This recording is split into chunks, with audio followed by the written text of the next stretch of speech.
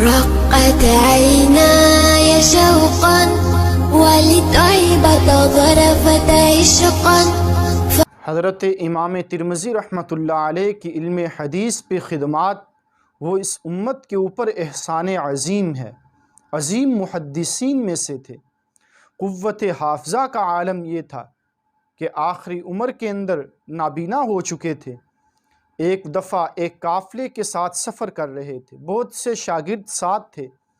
ایک جگہ سر جھکا کے گزرے. شاگردوں میں سے کسی نے عرض کیا کہ حضرت یہاں کوئی ایسی رکاوٹ، کوئی ایسا درخت موجود نہیں کہ جس کی وجہ سے آپ کو سر جھکا کر گزرنا پڑتا، پھر آپ نے سر کیوں جھکایا؟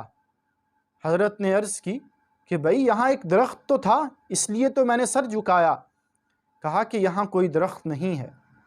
کہا کہ قرب و جوار کے لوگوں سے معلوم کرو. قافلے کو روکا گیا.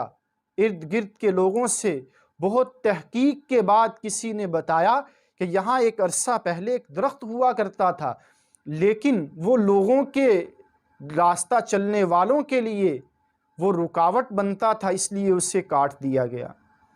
حضرت امام ترمذی رحمۃ اللہ علیہ نے فرمایا کہ میں نے کیوں قافلے کو روکا، کیوں اس درخت کی تحقیق کروائی کہ اگر آج یہ ثابت ہو جاتا کہ یہاں درخت نہیں تھا تو اس کا مطلب یہ ہوتا کہ ترمذی کے حافظے کے اندر بڑی کمی آ چکی ہے.